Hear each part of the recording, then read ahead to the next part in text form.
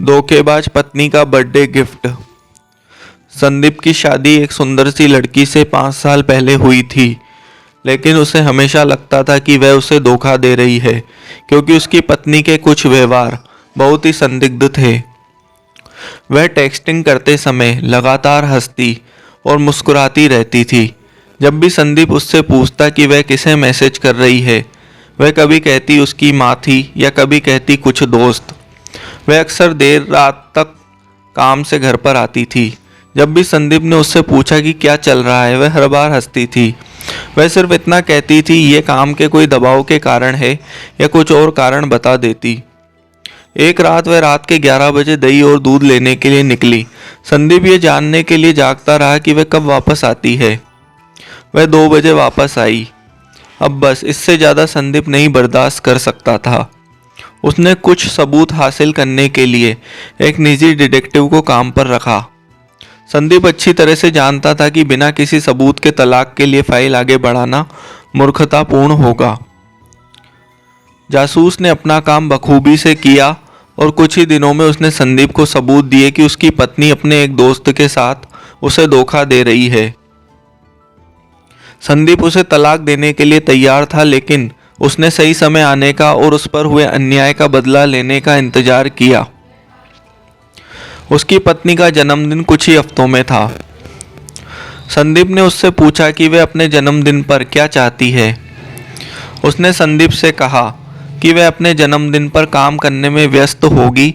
उसने संदीप से अपने दोस्तों के साथ छुट्टी पर जाने के लिए कहा, क्योंकि वह उस सप्ताह के दौरान बहुत व्यस्त होगी। संदीप को पता था कि वह वास्तव में क्या कर रही थी। जैसे ही सप्ताह आया, संदीप एक दोस्त के घर गया और उसने अपनी पत्नी से कहा कि वह अपने दोस्तों के साथ टूर पर गया है। संदीप ने वहां से उसकी पत्नी की माँ, बहन, पिता और कुछ दोस्तों को बुलाया।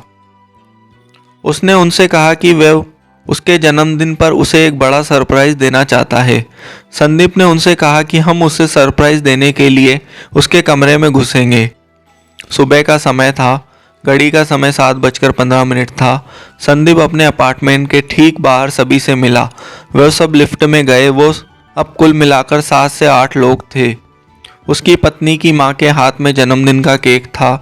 उसके पिता के पास शैंपेन की बोतल थी। उसकी बहन के पास फूलों का गुलदस्ता था।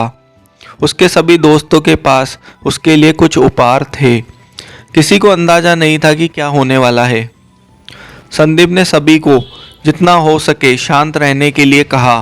संदीप ने दूसरी चाबी से अपार्टमेंट का दरवाज़ा खोला जो उसके पास थी। वो सभी संदीप की पत्नी को सरप्राइज देने के लिए बेडरूम में घुसे और वहां वह दूसरे आदमी के साथ चैन से सो रही थी। उसके पिता ने सदमे में शैंपेन की बोतल फर्श पर गिरा दी। उसकी मां ने केक के साथ भी ऐसा ही किया। संदीप ने ऐसा दिखावा किया जैसे वो इस घटना से काफ़ी टूट गया हो और जैसे उसे कुछ पता ही नहीं था और उसके दिमाग में बस यही चल रहा था, इससे अच्छा जन्मदिन का तोहफा कोई और हो ही नहीं सकता जो किसी पति ने अपनी बेवफा पत्नी को दिया हो।